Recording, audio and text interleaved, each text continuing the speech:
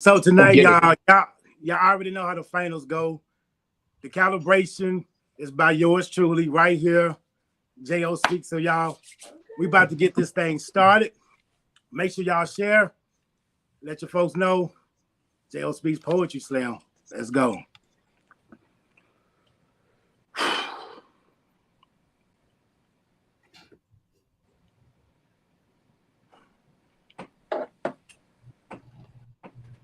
The first time I met my mother was at her funeral. My head, it hung over her casket.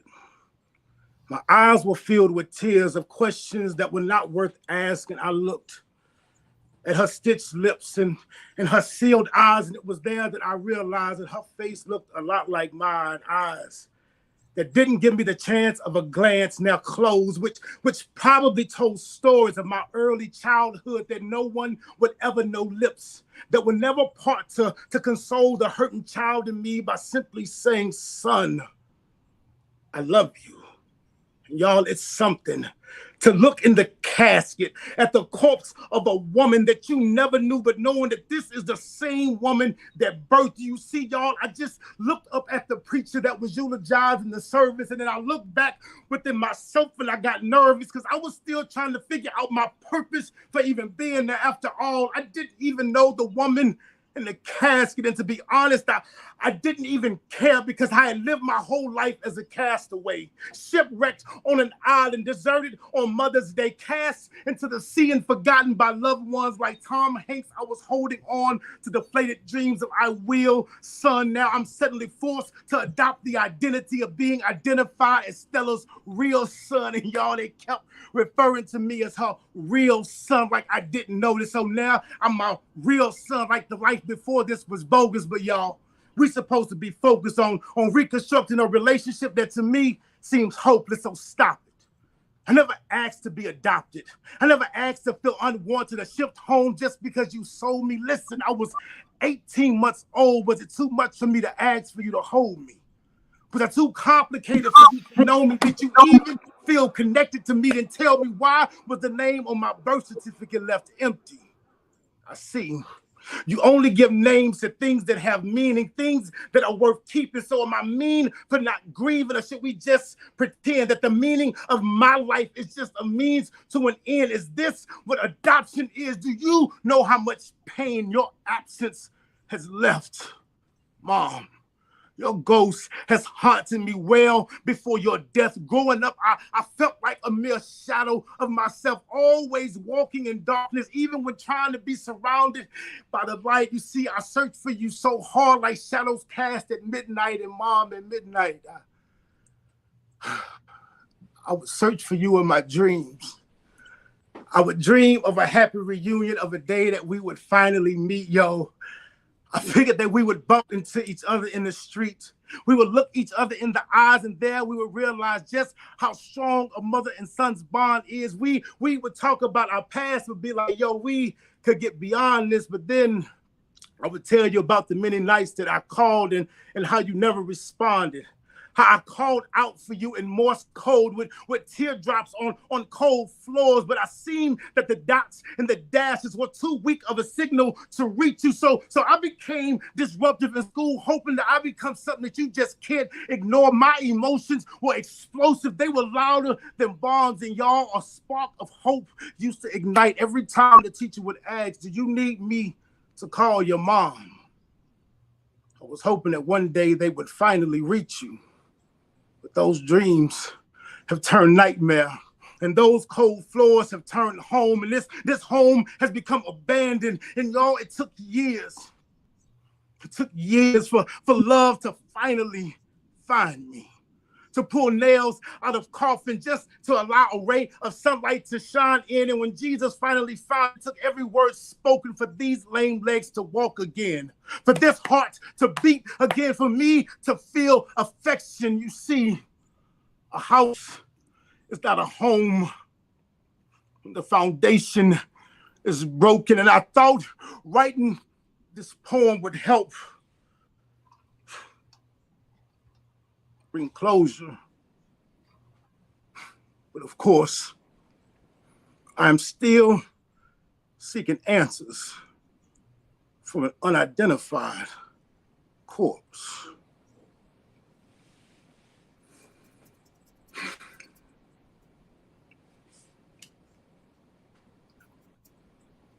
That's what's my boy. All right, y'all. Poets, co-hosts, we got a judge.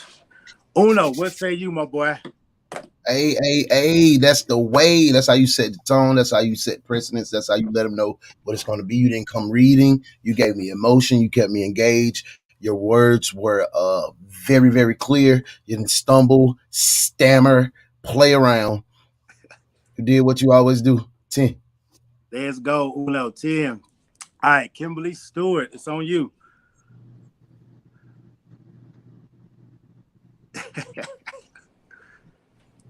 Wow. I'm fighting back the tears. Like, you just gave us a whole life story in a poem. And that's what a poem is. It's a story. And so thank you for introducing yourself to us. And yeah, you the GOAT. 10. Thanks, Kimberly Stewart. Yo, we on that Poets Roll. Hey, kicking it off. Treesje. Hey, man, this is one of my favorite pieces of yours, and I remember seeing it, and it had like a full-on casket set up, whole thing. But I like it better like this. Oh, Just a wow. stripped down version of it because I love that you had to pause. Like even you had to take a moment, and I had to take a moment. And I think when you draw a poet in to your story, to your emotion, that's what it's about. Like you took me on that journey. So we'll give it a 9.8. Let's go, 9.8. Chev. Mark Price. That was real Mark Price. You know what I'm saying? All the fundamentals were there. Everything that was supposed to be done was done. Maybe a bit more concise. The dynamicism was there. It was just a lot of, what you're supposed to do. And let me see, the most I can remember Mark Price scoring was about 39 and 92. So we're going to get at a 9.2. Shout out to Mark Price. Let's go, 9.2. Black Chakra. 9.9. Wow, appreciate you, Black Chakra. You muted. You muted. Sound. I want to hear why your tears. Why the smiley face? Yeah, I have never heard you do spoken word before. I didn't even know if you were a poet or not. I don't know nobody. I only met Chev because he tried to rob me when I was in Atlanta. That was incredible. To echo off of Chev, fundamentally, I thought it was practically perfect. I was very impressed with that. That castaway line, the Wilson, that's when I was like, oh, you're not just good, you're really good. Because I know something is good when I become envious. And because you made me envious, I was like, ooh, 9.9. 9.9. It's hard to make me wish I wrote a line. When I wish I wrote it, I'm like, that was great. That was amazing. Man, you just blew me away. I ain't gonna lie. You just made it really hard for this competition. Oh man, that's messed up, JR.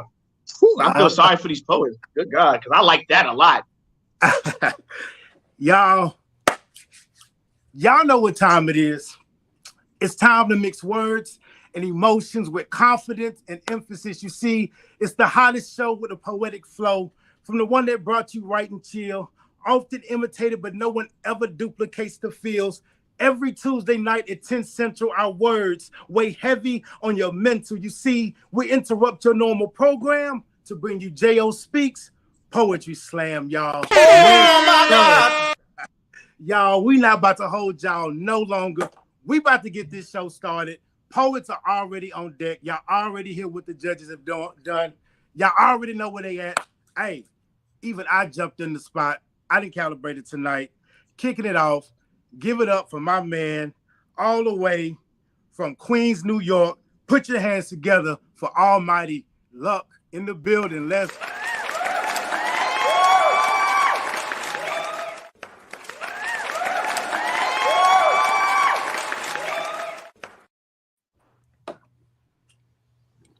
Did that.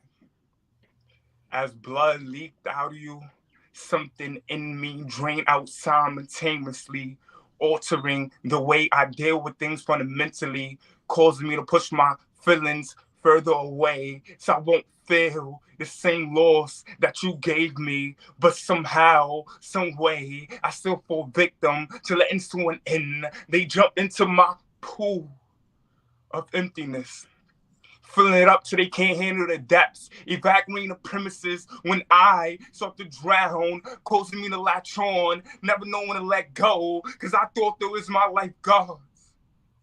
Their existence, administrating CPR, breathing, dependency into my lungs, so much I get attached like an IV bag, draining into them by the tons, passing out, because I gave up too much. Trying to fill the void that you left. It always come back to how you left. Why couldn't you fight back?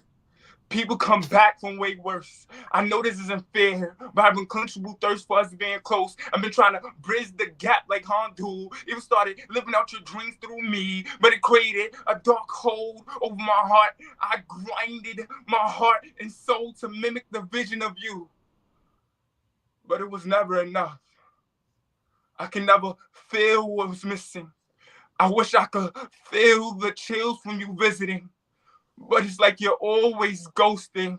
I stay writing to you, but you stay leaving me on scene. I fiend to be seen by you for you to acknowledge me, but it's like I'm never on your agenda.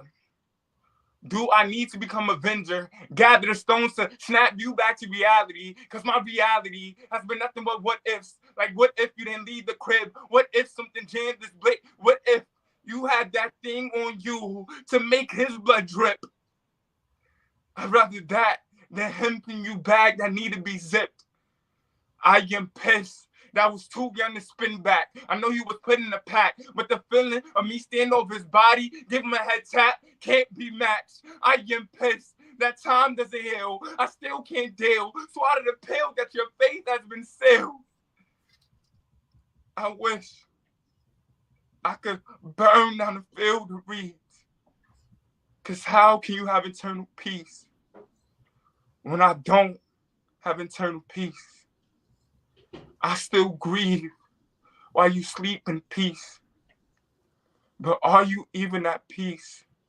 Knowing you left your seed with something in peace where it needs to exceed. I am pissed that I'm so pissed because I know you didn't want this. I just wish the afterlife had a melanin so I could see your penmanship every chance I get. Maybe it could fill the rift that make me lose my grip on reality. My sanity is based on your vacancy. That's probably why my soul stays in solitary. Solidarity confines me, and it's all because I can't confine you. I've been searching for clues to escape this blues. This notepad is the only thing that's stopping me from being next to you. And if that's the only thing that's keeping me from being with you, I finally know what to do. And I know you probably just want me to live for you. But lately, I haven't been feeling alive. I just hope whatever I do, you could prove. Sincerely, Almighty, with the godly pen, no scratch that. Love, your son.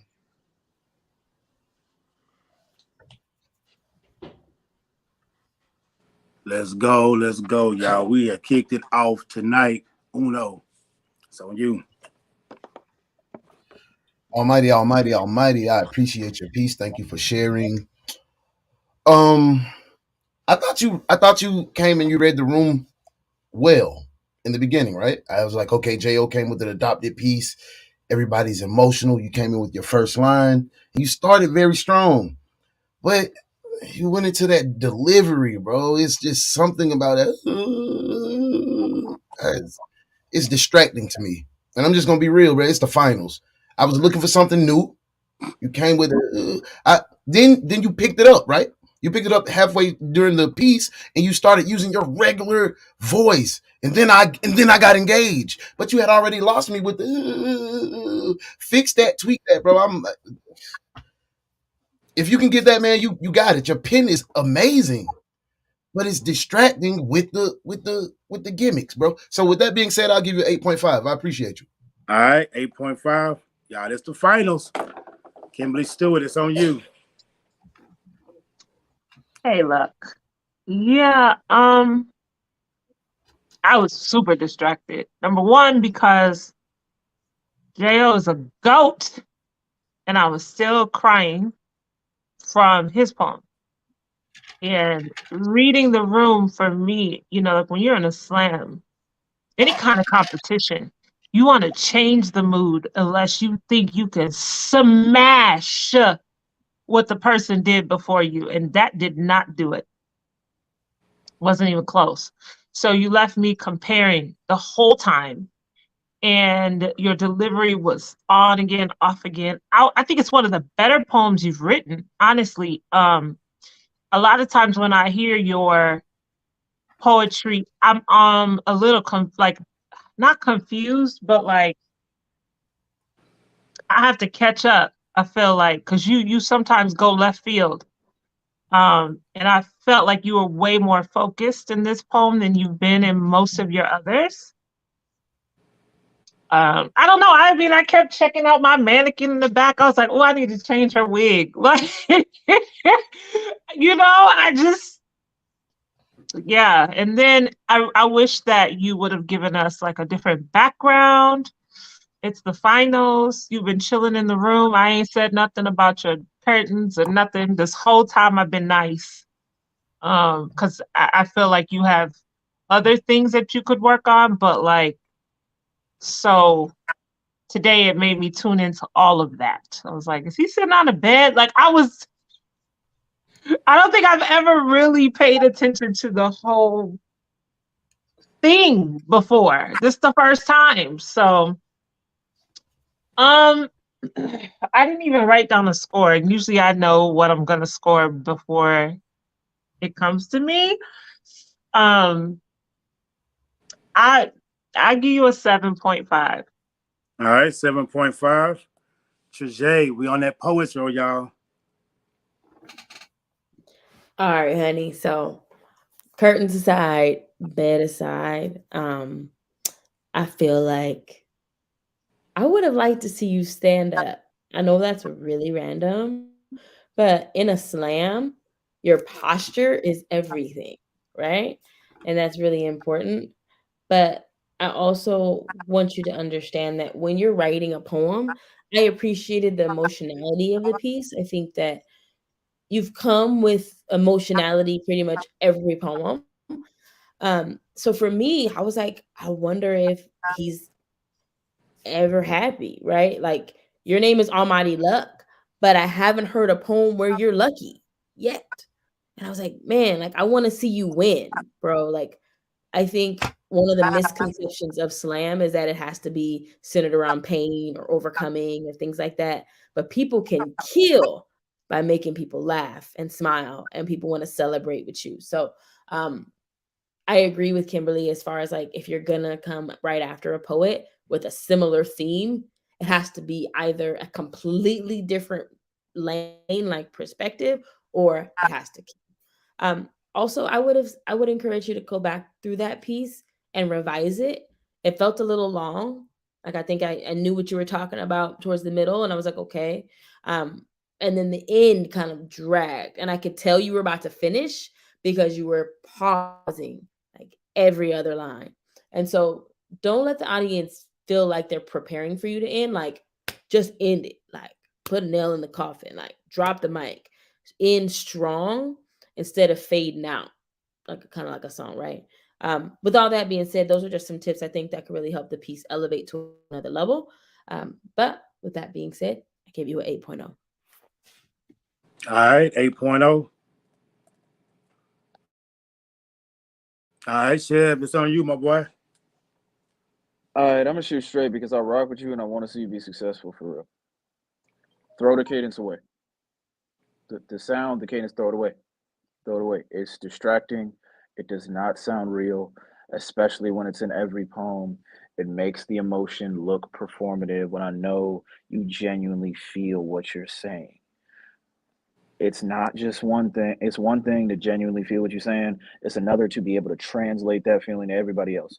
Throw the cadence away. 2, do not, under any circumstances, use another bar that has nothing to do with the motif of the poem at all.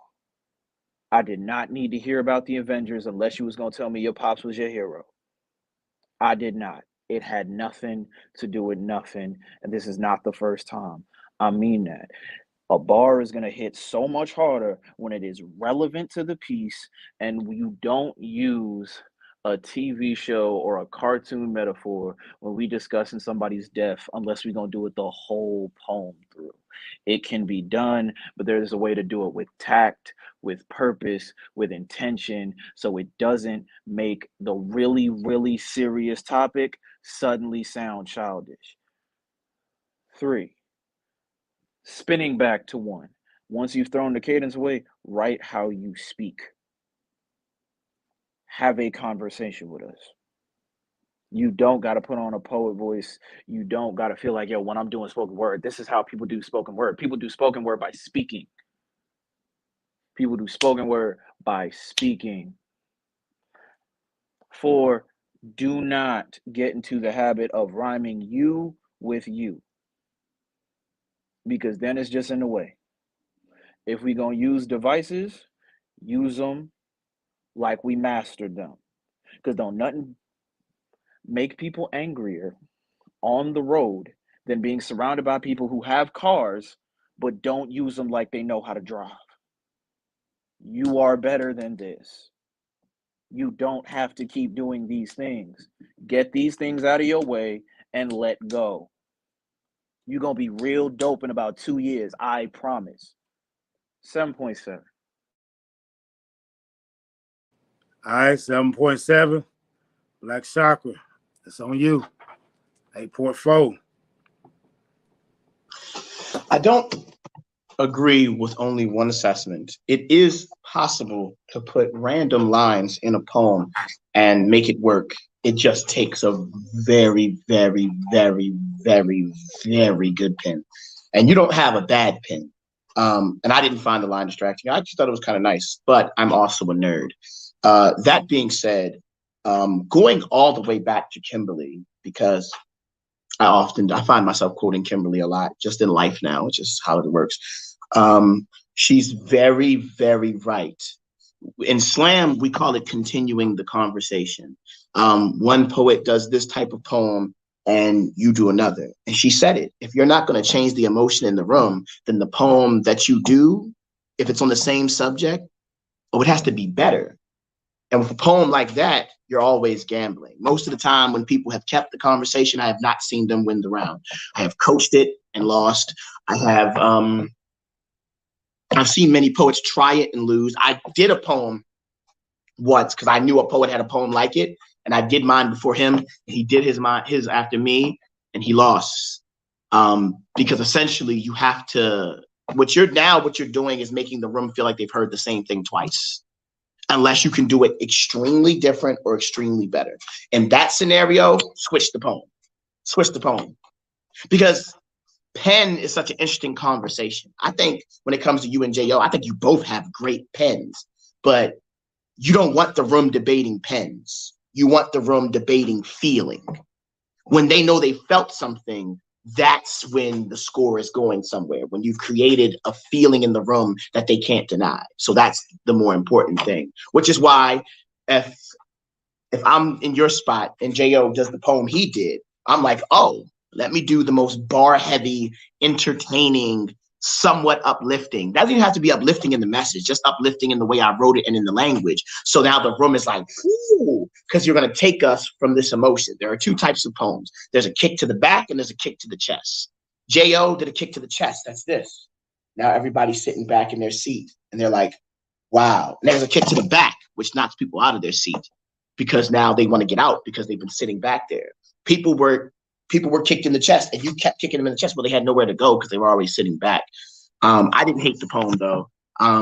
Editing is your friend. It's just the poem choice. 8.4. Good job though.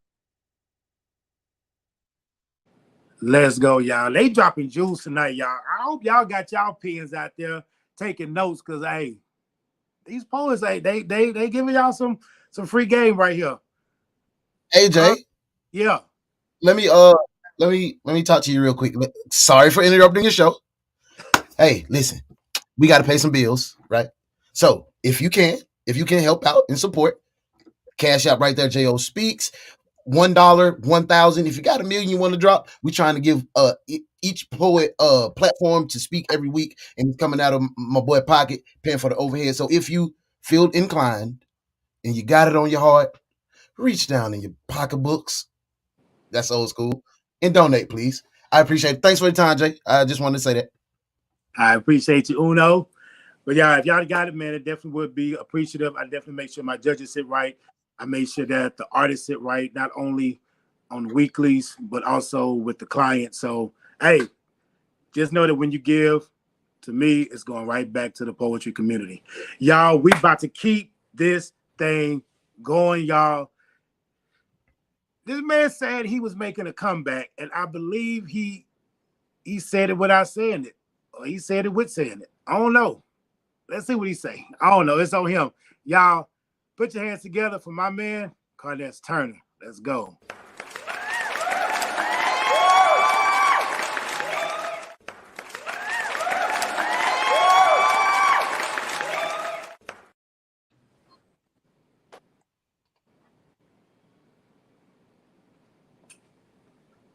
If you don't control your eating habits will control you.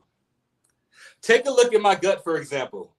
I have love handles like monkey bars that kids dangle from on playgrounds. Flab spilling over the side of my used-to-be waistline to hang way down over my belt buckle as my belt doesn't chuckle anymore because it's not laughing. I have lack of discipline stretch marks that mark my elastic truths when I would stretch my lies to satisfy my gluttonous excuses. Every time I would drive home from work, or every time I would drive home from church, I would think, what do I have a taste for? Never took the time to watch my mom teach me how to cook, so I settled for fast food. You know, let's say and cater to your impatience. Welcome to Wendy's. What can I get for you today? Yeah, can I get a junior bacon cheeseburger with no mayonnaise, 2 4-piece nuggets, no sauce, please, a small fry, and a small chocolate frosty? With a Diet Coke, like that's going to make a difference. Will that complete your order? Yes, please pull forward for your total, as I would total my body like a car wreck every time I would let my taste buds do 99 meals per hour in the fast food lane, then into a brick wall called high cholesterol, treating my body like a junkyard when I should have been treating my body like a temple. Come on, y'all. I know I'm not the only one that feels conviction every time I drive up to that second window. Or maybe I do. But yet, I would let my flesh get the best of me, not realizing that gluttony was Satan's secret recipe. It was like every time I was depressed, I would eat to defeat my feeling of feeling depressed. And once I started to physically undress and notice my figure was getting bigger, I would start to get depressed again. Every time I would look in the mirror, see my belly sticking out farther than my chest again. Best friends and co-workers teasing me while gluttony was eating me, would laugh and make jokes about it like I'm doing in this poem, but every day feeling like I'm going to have a heart attack secretly. Because I fell in love with food, became gluttony's baby, and that's when the enemy started spoon-feeding me lies like, it's getting too hard to get started. You might as well not do it. You're too fat, Karness. You can't lose it, and the one that's the worst. You've done such a good job so far. One burger really won't hurt. You're right. One burger won't hurt. One burger may kill you like a heart attack waiting to stroke more than your ego after it fills you, making me feel like a Jack in the Box of Dunkin' Donuts every time I hop in and out Burger's Kingdom, because gluttony was a Dairy Queen that gave me a hearty with her Hooters, and I couldn't rally to Checker because this Chick-fil-A void where my Adam's apple be that had me stuck until one day God showed me that my body is a golden corral, not a Pizza Hut, but I was a church's chicken.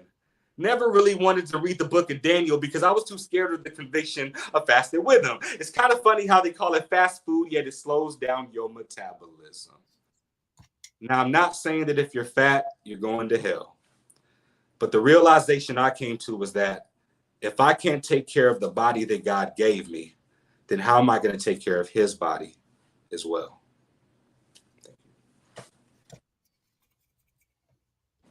Let's go. Let's go. Let's go. Hey, for the record, I'm drinking vitamin water. All right. Uno, it's on you. Karness, thank you for your piece. I appreciate you. Thank you for sharing. First off, great topic. Very, very, very refreshing. Way to switch up the energy. That's how you change the pace in the room. That's the kick in the back that Chakra was just talking about. That's it.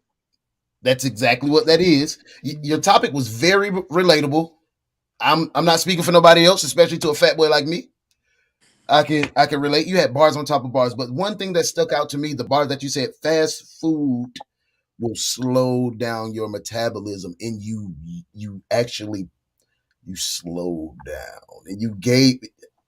That's clutch, man. You know what you're doing. But I saw your eyes shifting back and forth, so you was kind of reading, right? So 9.5. I appreciate you. Let's go 9.5. All right, Kimberly Steward. So while I'm snacking on the church's offering crackers today, I had literally just put that in the comments earlier. Like, I was like, I usually do popcorn, but tonight I'm going to do some artesian wafer crackers.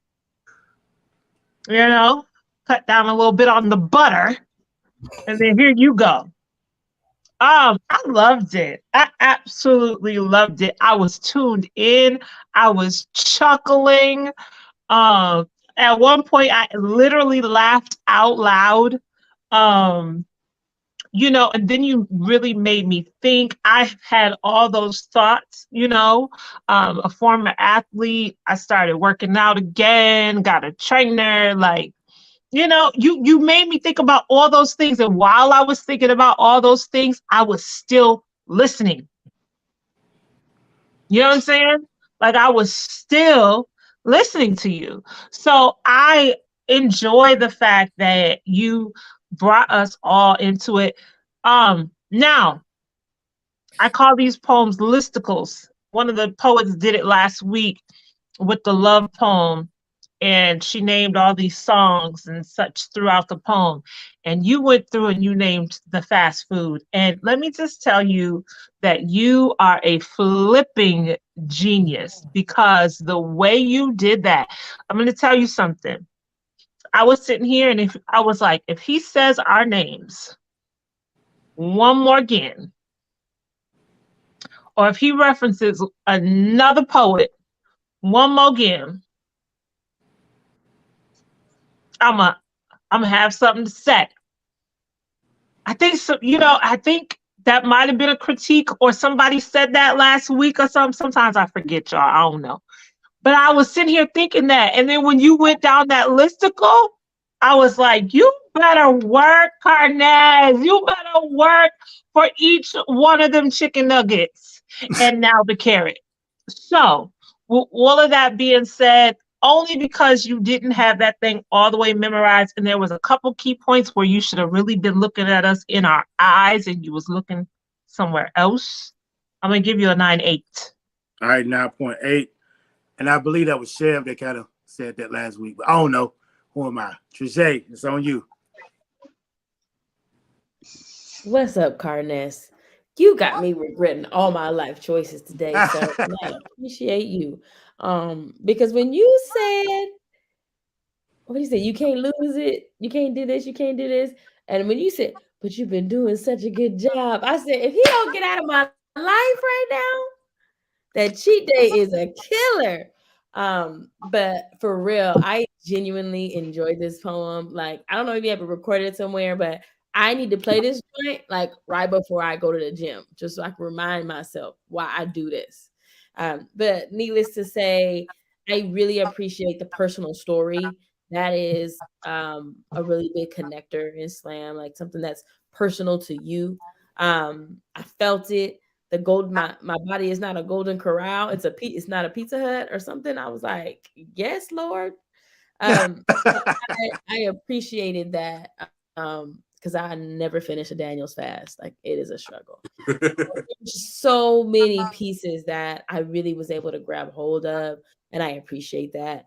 And as a poet who strives to connect from a humorous point of view, I appreciated the lightheartedness of how you shared something that you were struggling with and still were able to make light of it. I think that that's really a gift, and not many can do that. So with that being said, I really appreciated it. I do think that there were moments where maybe you could have captured a little emotionality here and there when you were talking about like high cholesterol and like some of the personal struggles. But all in all, solid piece, man. I really enjoyed it. I gave you a 9.7. All right, 9.7. All right, Chev, it's on you.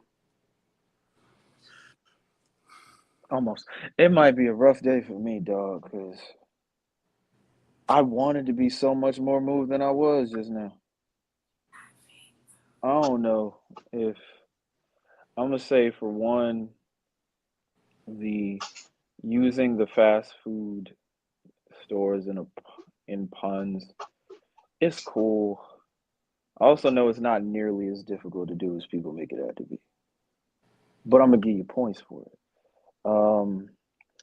I don't know if the poem was memorized. To be honest, I never thought about it until people are now talking about it and the comments are saying it is memorized. And I'm like, wow, if people can't tell whether or not you memorized the poem, that means that what I was feeling about something about this performance quality feels a step below from what I've seen from Karness, but not bad at all.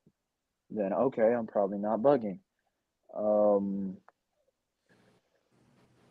The ending felt undercooked. The ending felt a little bit undercooked. I felt like the last line was supposed to hit me so much harder than it actually did. But I'm still going to call this poem a 9 even. A respectable entry, a very respectable entry, but I watched you slam the door close in this slam before. You left it cracked a little bit this time.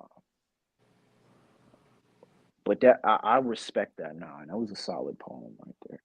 All right. Now with Chev, undercooked. All right, let's go, Chakra. 9.5 listicle. Kim got a word. Okay. So it's a great poem, which is why I gave you a 9.5. I do like the writing. And I genuinely couldn't tell if you were reading or not, but I did enjoy the writing of the poem. The problem is I didn't exactly know where you stood until the end, which goes into like what Chev kind of says, like the ending didn't like hit me as hard as it could have, because it's like, it feels like at the end you were like, hey, I'm not trying to say that it's that if you eat bad, you're going to hell.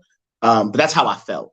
And as someone who's fat, I mean, I'm literally sitting here with a bucket of chicken. I want to snack with Kimberly. I'm literally sitting here with a bucket of chicken. You made me feel horrible, which can be good because guilting someone into getting into shape is probably a good thing, but it's also the way you did it. I just want you to know, I'm a plus size judge, and on the wrong night, that poem would have offended the heck out of me, and I would have given you a 4 out of anger. So you have to be more careful to read the room, or not even just reading the room. In the poem, it feels like your stance is definitive. I eat this type of food, I'm going to hell. And I'm like, And at the end, you're like, but that's not what I'm saying. I'm like, ooh, I needed that throughout the poem. I need that way more throughout the poem. So 9.5. All right, 9.5. He said, I'm a plus size judge. Y'all wilding out here today, y'all. This is the finals. What you say, where did the bucket of chicken go? All right, y'all. Hey, we on the roll. We are laughing. We feeling look good.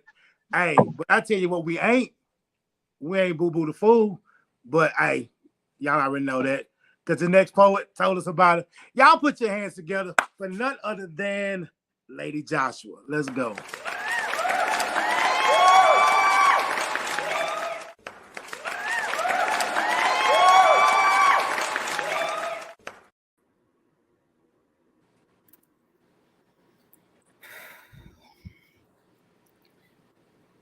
Black women must die exhausted, likely because we were born tired, born with the barely bearable burden of being a Black woman in a place where it doesn't pay to be Black, and it certainly doesn't pay to be a woman.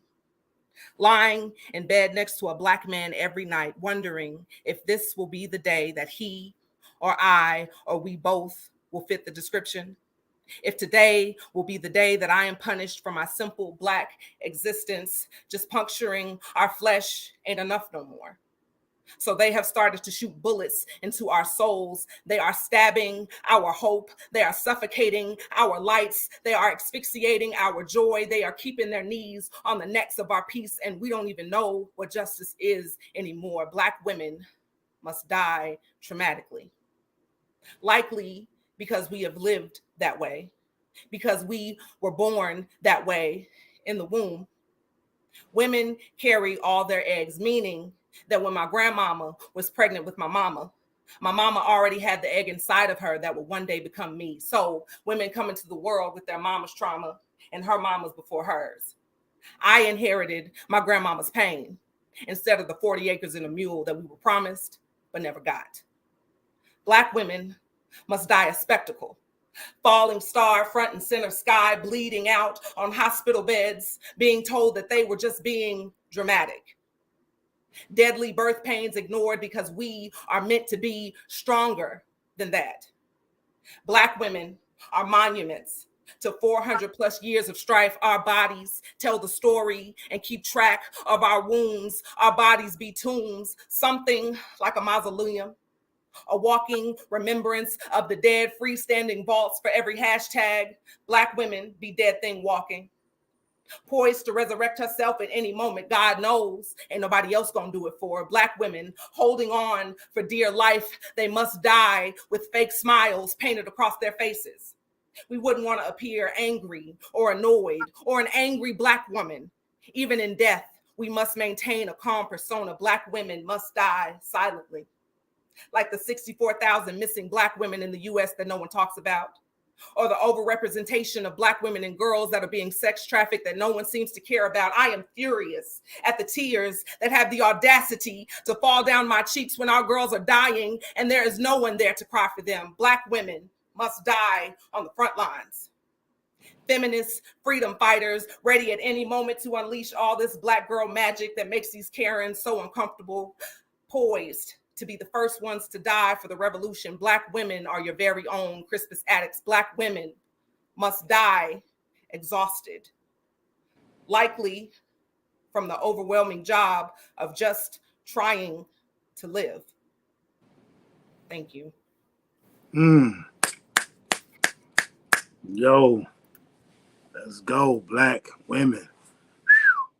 Uno, it's on you. No. All right, Lady Joshua. Thank you for your piece. Thank you for sharing. It seemed something seemed a little different. I think you standing up, it gave you a different command. It gave you a different command of it. It felt different. You had just enough attitude not to fit the angry Black woman stereotype, but to drive your facts home.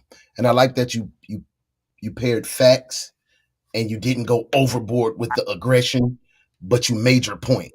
And that's a skill. You without being so without yelling but you gave me passion, you gave me anger, but you didn't run me away. I was listening. I was engaged. I've heard this piece, not this piece, but I've heard this topic a couple times through doing the poetry slam, and you gave it your own feel, but it still sound familiar to me. Like nothing, the facts, I heard those facts plenty of times. I understand, but nothing stood out new. If you get what I'm saying. And not saying that in a disrespectful way to the struggle of a Black woman. I love you guys. But with that being said, I give you a 9.1. All right, 9.1. All right, Kimberly Steward. friend. I wanted to hug you the whole poem. I literally wanted to hug you the whole entire poem. I was like, girl, girl, girl, girl, come here. I know. I could feel and hear your heart beating during that poem.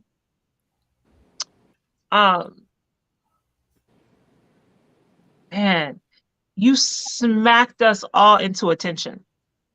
You quieted the room. We were kiki ha ha boo hoo ha. Even Jo put a little ha ha in your intro, and you was like, "That's not what we doing. What we doing is this. Listen, pay attention." And we didn't have a choice. Image wise, I wish you would have had way more light. Cleaned your screen off a little bit. You were a little hazy. I wish you were in the camera. This was I'm giving you my face piece because Black women. Yeah, I agree with Uno in the fact that this is a piece topic that I've heard many a times, but let me tell you, boo boo baby, pop pie, okay? You just did that with the performance. Like, I'm not mad. I want to say this is what I expected of you after hearing Boo Boo the Fool. Like, I expect every time you come to the stage, like you about to do something that's gonna make me remember. You know, I'm gonna let the Poets Row deal with all the writing phenomenal and all that, but the way this poem made me feel and the way that it smacked me into attention, I just have to salute. And you my friend. You my friend. So I'm glad to have met you this season. I'm honored to be here with you. And I'm honored to hear your talent. And so with all of that being said, I'm gonna give you a 9.8. All right, 9.8. All right, Treesje, so you. Way to do what only a Black woman can do. You literally changed the channel on this slam. And as a woman who's been in a slam with all men, you have a card that can't nobody else play. And you played it. And you played it well in terms of strategy. I salute you on that, sis. And personally, as a Black woman, I don't think that you can ever have too many Black woman poems. So I'm a fan. I will say, as far as the writing and the structure, I appreciated the refrain.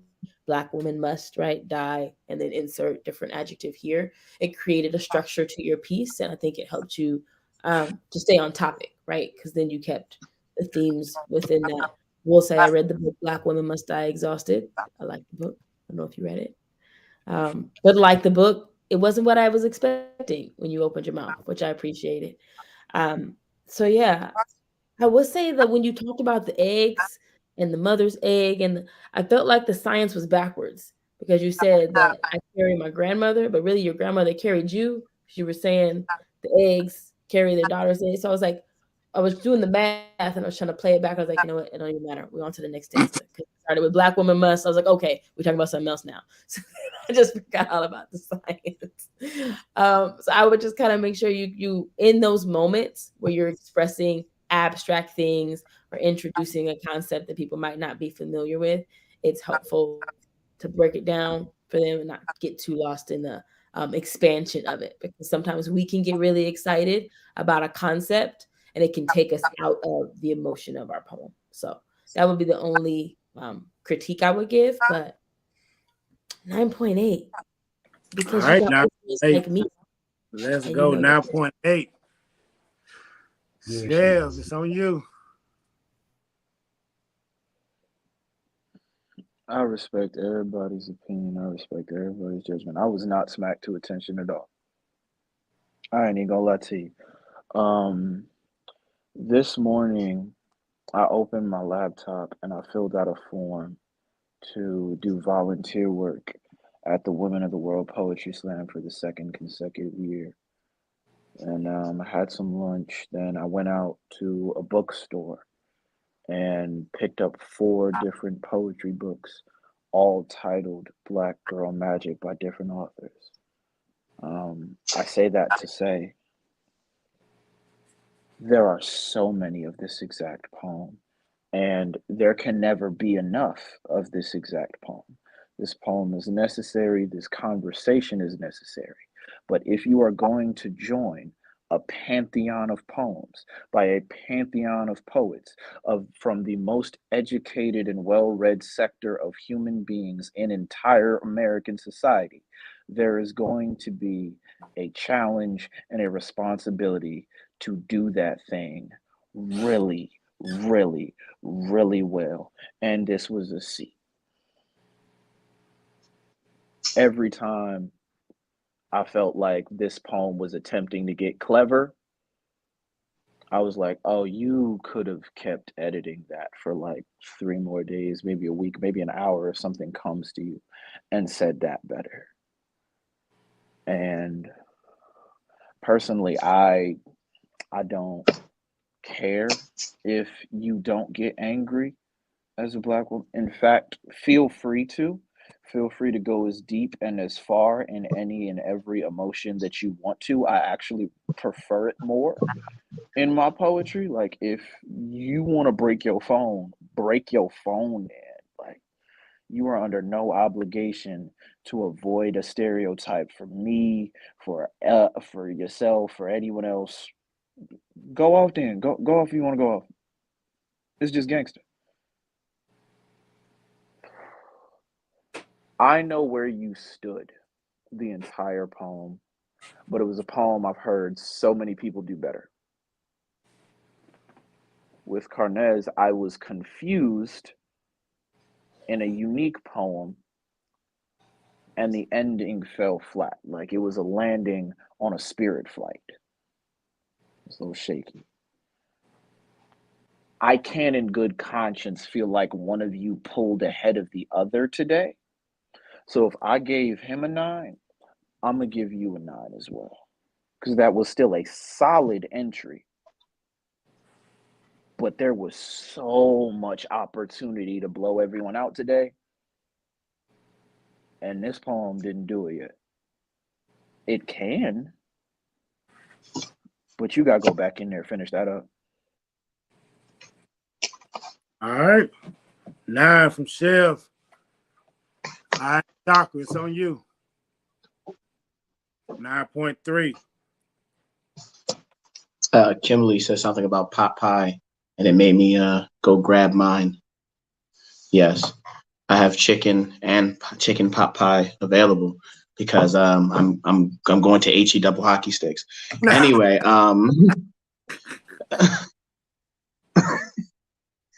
I believe it or not, I'm nicer than people give me credit for.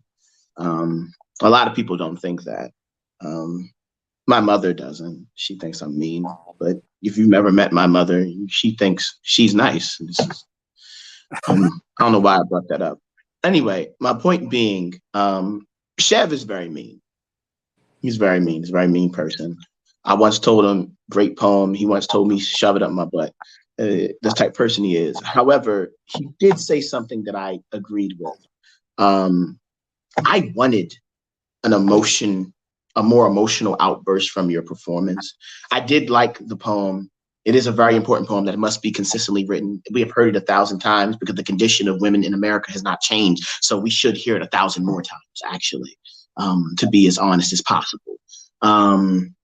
It's the same thing I tell people when they ask, like, oh, why you keep writing about these Black issues? Because they're still issues. So as long as there's still issues, I got magazines, magazine, wordplay, it's all I do. I have nothing.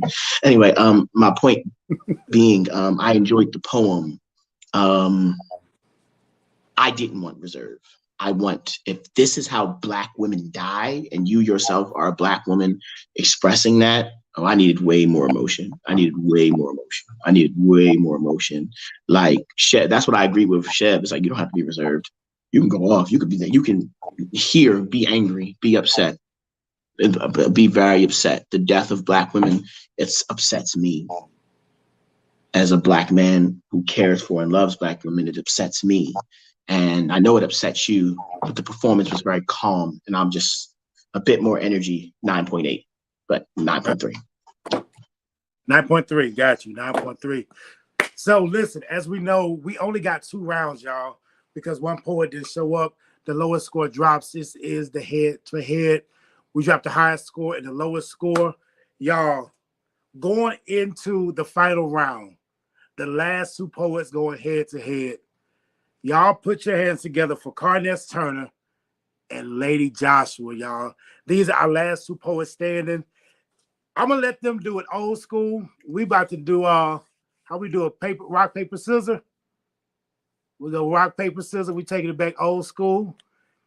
And the winner gets to call it if you want to go first or you want to go second. So let's get them both up. So are we doing rock, paper, scissors, shoot, or rock, paper, scissors? We can do rock, paper, scissors, shoot. All right. Have y'all did that before? Did I take y'all back too much? I ain't never seen this virtually. I gotta see this. All right, let's see. We ain't never really did it. We trying new stuff today. All right. Are we able to get them side by side? I don't know. If you ain't got no coin, you can say that. We're no. Well, like we can't. Are we able to get everybody equal? Poet shoulders. There we go. All right, y'all at the bottom. Y'all ready? Get your hands ready. We taking it back. That's a good point. Rock, paper, scissors, shoot. What you got, Lady Joshua? Paper. Same. Let's do it again. That looked like a rock that got opened up. Sneaky. I'm just hold your hand up. Hold your hand up. Down here. That wasn't paper. That was spirit fingers. All right, let's go. Rock, paper, scissors, shoot. All right. Oh, she cut you, Lady Joshua. You get to call it. You want to go first or last? Last. All right. Y'all heard it first right here. We did the pop rock, paper, scissors. It's the only legit way to do it on JLSP's Poetry Slam. Y'all, this is the finals. There would be no judging after these poets spit. The judges at this point will have to say what team they riding with. Either we a team Karness or we a team Lady Joshua. We have given so many critiques this whole show. This comes down to the battle, the battle, y'all. You know what these people want. You know your audience at this point, poets. It's time for you to do your thing. Spirit fingers. Put your hands together, y'all. For my man, Karness Turner. Let's go.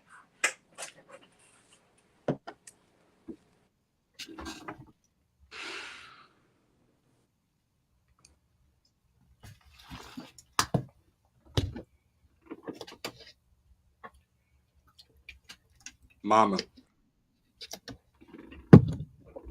it's hard seeing you lay in this hospital bed with tubes shoved up your nose.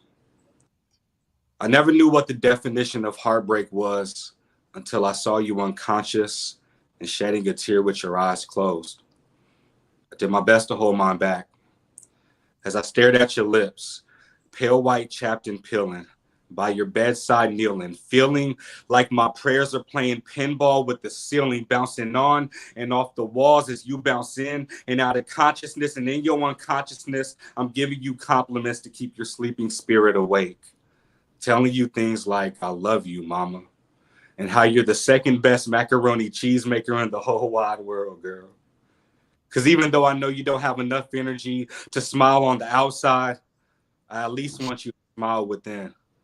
And instead of giving you those yellow and aquamarine wristbands that the hospital gives you when you check in to offset the paleness of your skin, I also want your heart to be illuminated. Because I've already declared in the name of Jesus that you're going to make it, and bound up your soul in the name of Jesus so that Satan can't take it. And just in case he tries to pull a fast one while you're sedated, I'm going to pray until your spirit prays prayers that your mouth can't verbalize, that your spirit cries repentance and forgiveness through outspoken prayers, internalized so your spirit can be eternalized in case you can't give an answer. Mama, God put the can in your cancer, the ease in your disease, and the beat in your diabetes for a purpose, so that no matter what sickness you have, you can find victory where your hurt is, no matter what the connotation of the word is. So I speak life into your comatose by speaking Christ until you overdose on pills of his will. And if those pills aren't healing you, then I'll spit Psalms 107 verse 20, Romans 8 verse 11, and 1 Peter 2 24 to your IV bag, just so healing scriptures could be intravenously feeding you. I'll give you your daily bread. If you can't lift your head high enough, hold your hand. Even though you can't reciprocate my squeeze tight enough, crack my corny jokes to your heavy heart so your heavy spirit could lighten up in the midst of one of your darkest hours. Mama, the devil is a liar.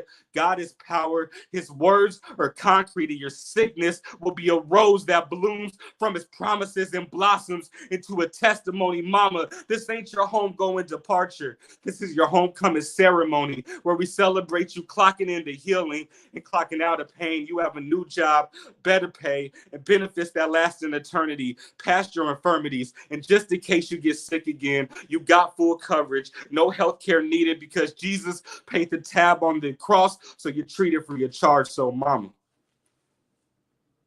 a long time has passed since I've written this poem, and I know you're in heaven listening to it right now. So be at peace and don't worry, it's no longer a big deal, because whether it was through your life or even now through your death, in Jesus' name, I'm happy you're healed.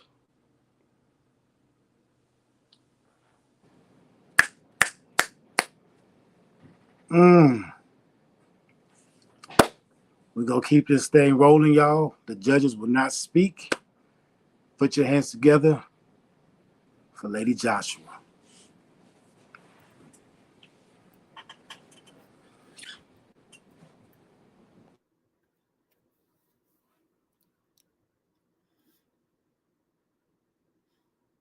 In the moonlight, Black boys look blue, like the sky or the sea on a sunny day.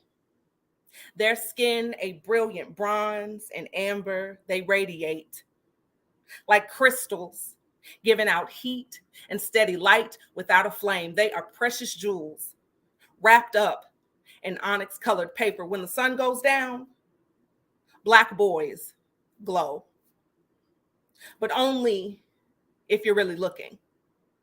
Because in the moonlight, Black boys can also look melancholy, dejected, downhearted, and despondent. In the moonlight, Black boys can look scary.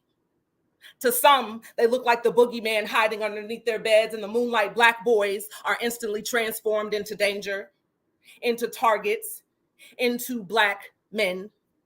The light in their eyes is mistaken for a menacing stare, and looking like they were up to something. The smiles on their faces become devious grins with sharp teeth waiting to devour you. They go from Black boys just trying to get home to lions blindly pursuing prey in the wild. They become monsters and lose their glow. Under the cover of darkness, their innocence is taken, stolen, molested, burned, killed, ripped out of them. Their bodies are never touched by virile love, but suspended in time to that moment, or hung like strange fruit on low branches from sycamore trees. Their names are either forgotten or become cautionary tales, dancing underneath the crescent moon. Black boys don't get to be boys for very long. The moon's gravitational pull snatches their childhood from them like waves going out to sea. Everything the moon does depends on the sun. It doesn't even produce its own light. What little light the moon does have, it gets from the sun, but it's not enough. The moon doesn't produce enough light to show you who these boys really are. It doesn't illuminate their essence or show the beauty that lies within them. It's not enough light to brighten the darkness in people's hearts or lift their veil of their preconceived notions of our Black boys. It's not enough light to show a Black boy's true colors. The moon's stolen light can't possibly display the rainbow of colors that make Black boys beautiful, that make Black boys pop, that make Black boys shine, and their iridescence is lost. The royal purple in their blood is diminished. The crimson that burns in their hearts is dulled, destined to never beat again. The ivory in their smiles is seized by privileged poachers. The rose-colored tint of their dreams is snuffed out, and the moon's secondhand light doesn't show you the flecks of chestnut and alabaster that's in their eyes. So in the moonlight, the only color Black boys are left with is blue.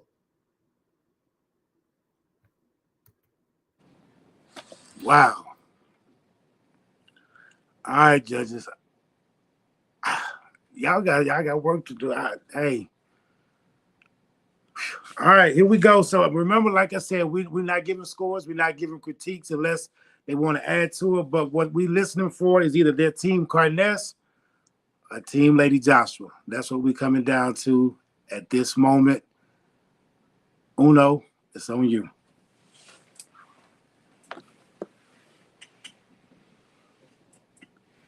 Thank you both for your pieces. Ernest played his Joker.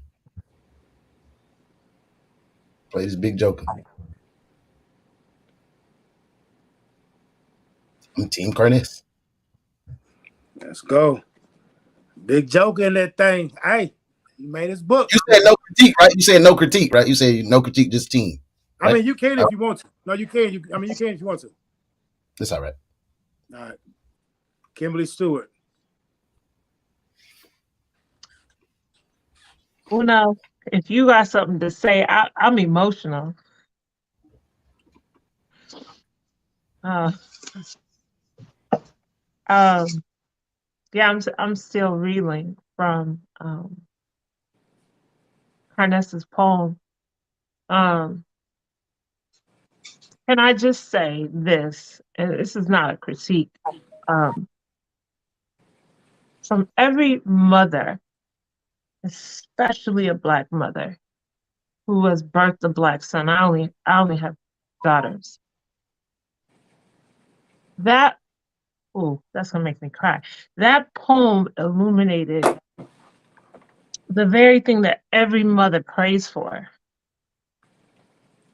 And that is a son to speak life, whether it's here on this earth or in the afterlife.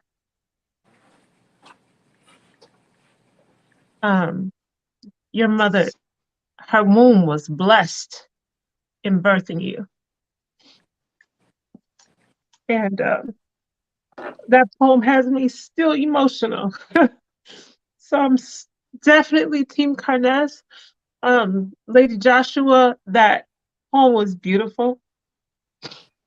And had it been in any other platform besides tonight, you know, friend, I got you. I would have been with you. But Karness, you took that thing all the way home. And wow. Wow. Wow. All right. We're on the poets row. Treesje, it's on you. See, now I wish I could go last after Chev. Okay, so I know I'm not supposed to do critique, but I feel like I have to say something. I saw the emotionality. Like, I saw it, and it wasn't a performance, and you were in it. You were in it, and that took me there. But then I'm like, I'm a mom of Black boys, and that just carried me to another place. But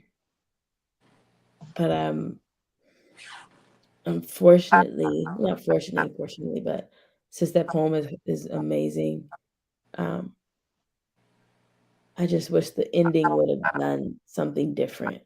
Like, the ending just didn't quite land for me.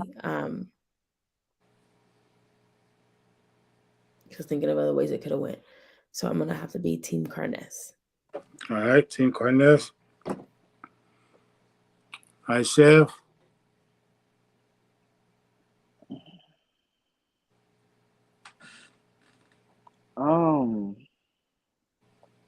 I'm so even on them right now that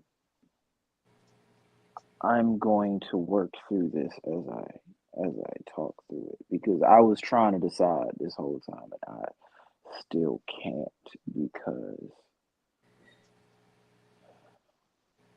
Karness brought an emotionality that was very heavy and very powerful and very beautiful and necessary.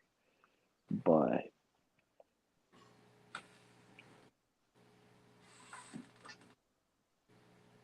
like Joshua may have written stronger this round. She may have been more creative this round. I heard things in the poem I hadn't thought of. And I appreciate vulnerability, but I do not score it. Meaning that I do not take off points, nor do I give extra unless the poem is directly asking for it. And that is a poem that directly asked for it, but that's a decision we make as artists when we pick what we pick to share. This is nauseatingly difficult for me to do, or for me to choose right now. Like, I want to say, yo, it's a tie, run it again, so bad. But, Can we have a third one? Can we have a third round? I'm really saying, like, because, like,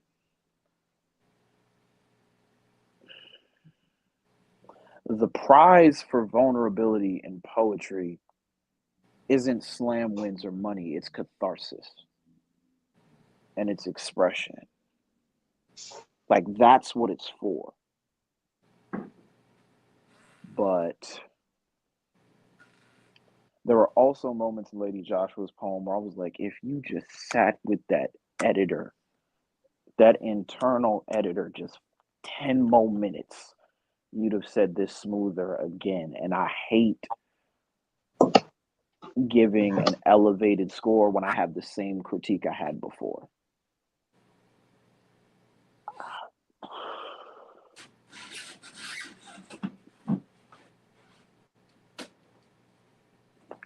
Yeah.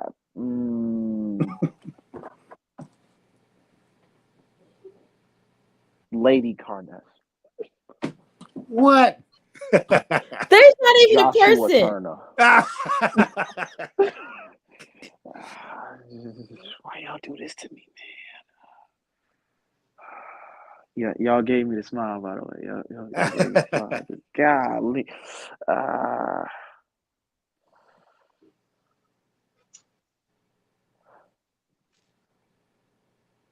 Lady Joshua, I heard somebody say today, this is the first time today I heard somebody say something I had never heard somebody say before, so I'm going to say Lady Joshua. All right, Lady Joshua. All right, Chakra, it's on you.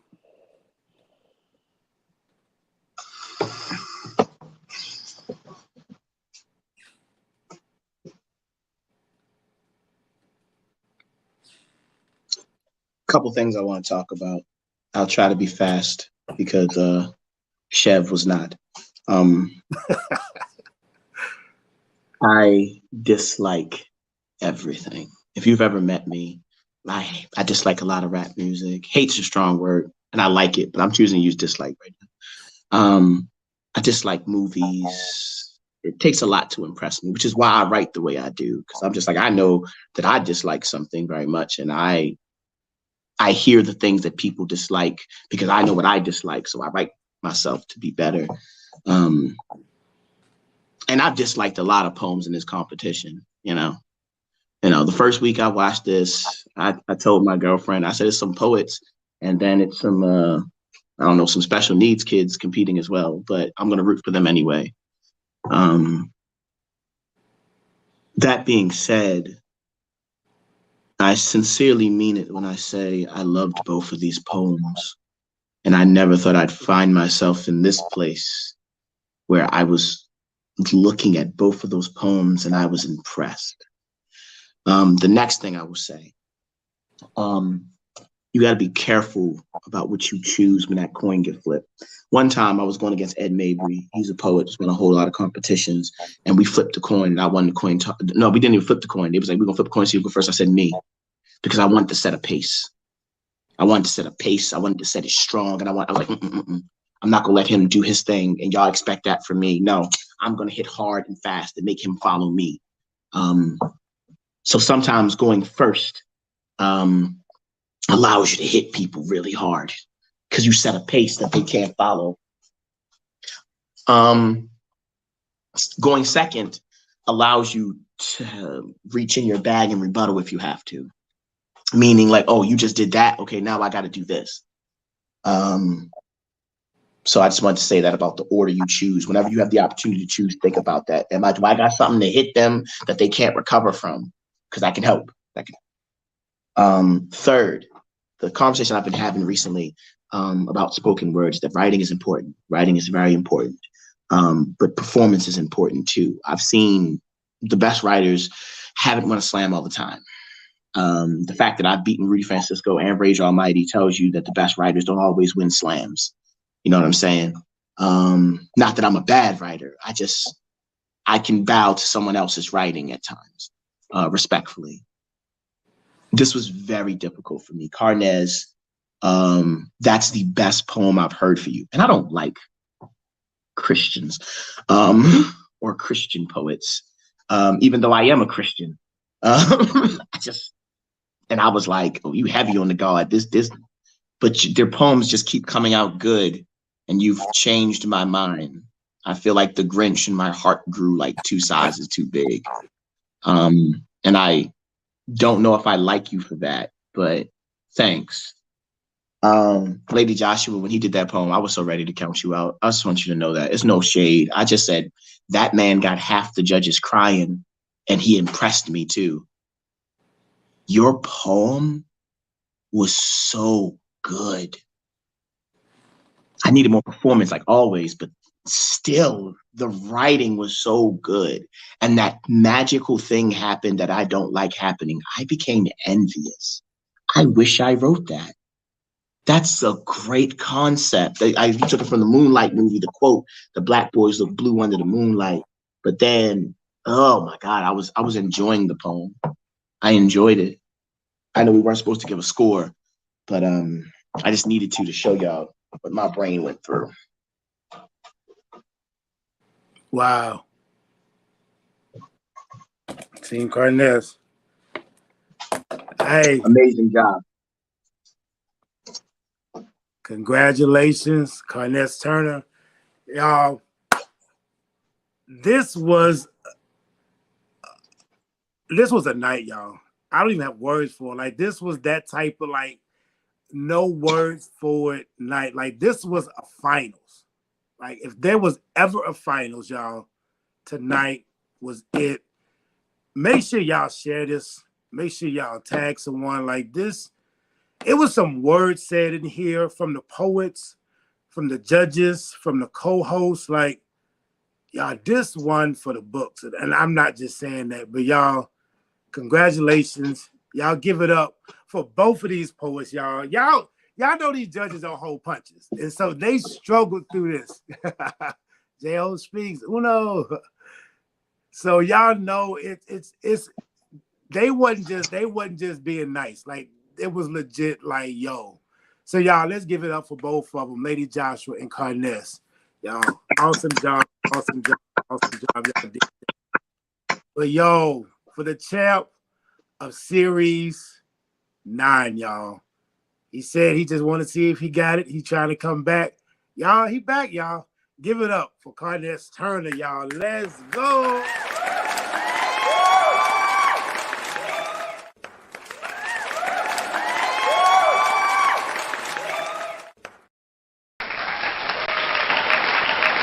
Oh my God. Karness, talk to the people. Let them know, where can we find you? What you got going on? Like, let us know something. Your mic. Sound off, big dog. Your mic's not on. There we go. Sorry.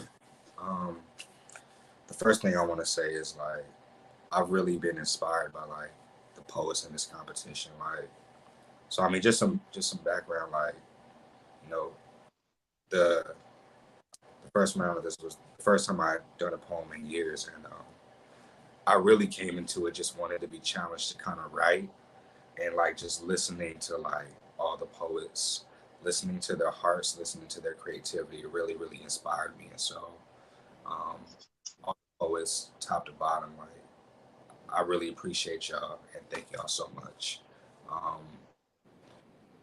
And to the judges, thank you guys for the critiques, listening to you guys, like really like, you know, listening to that feedback. Like I feel like it made us all better writers. And it really challenged us. It really challenged, at least it challenged me to really be better and to really, you know, to really identify what I need to work on as I try to like start doing poetry again and so on. So just you guys for your willingness to be here every week, for taking time out. It really meant a lot to me. I know it meant a lot to everybody else. And I'm just thankful to be here. I'm just came here to grow. I've done that. So thank you guys for giving J.O., thank you for giving us a platform to challenge us to not only just Chakra. Thank you for giving us a platform to not just to just say poetry, but actually giving us prompts to challenge us to bring our writing into the moment. Like that's what I really, really needed.